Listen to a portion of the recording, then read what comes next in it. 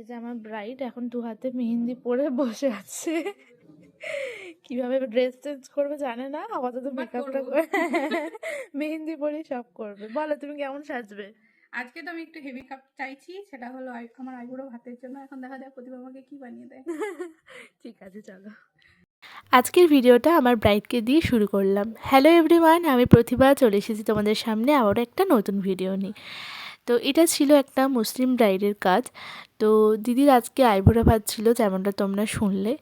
তো আইবুড়ো ভাত আর মেহেন্দি যেহেতু একদিনই হয়, তাই একটু টাইম অ্যাডজাস্টমেন্টে গোলমাল হয়ে গেছিলো, সে কারণে মেহেন্দি পরেই দিদিকে মেকআপে বসতে হয়েছে। তো যাই হোক, তো তোমরা শেষ অবধি ভিডিওটা দেখো। দিদি একটু হেভির মধ্যেই মেকআপটা চেয়েছিল, যে মেকআপটা যেন একটু হেভি হয় বা ব্লাশার আর আই মেকআপটা একটু টানা টানা, যেমনটা দিদি চেয়েছিল ঠিক তেমনটাই আমি করে দেওয়ার চেষ্টা করেছি। তো তোমরা অবশ্যই ভিডিওটা শেষ অবধি দেখো, আর আমাকে কমেন্টে কিন্তু জানিও যে তোমাদের কেমন লাগলো ভিডিওটা।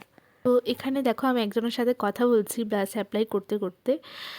দিদির কেউ হবে, তো ওনারা বাংলাদেশে থাকেন। তো উনি এসে আমায় বললেন যে আমরা কিন্তু একটু ব্লাশ একটু সুন্দর করে দিয়ে দিও, বেশি করে, কারণ বাংলাদেশি ব্রাইডদের কিন্তু তোমরা জানবেই যে একটু ব্লাশার বেশি থাকে। তো বললো যে ব্লাশটা যেন একটু বেশি বেশি হয়।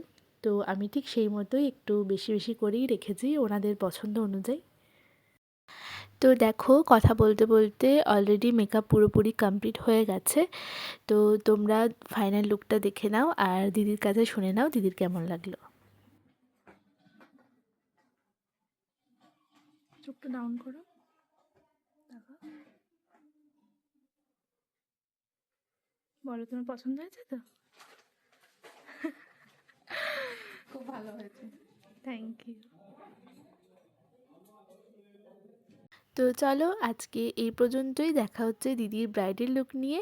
সবাই ভালো থেকো, টাটা।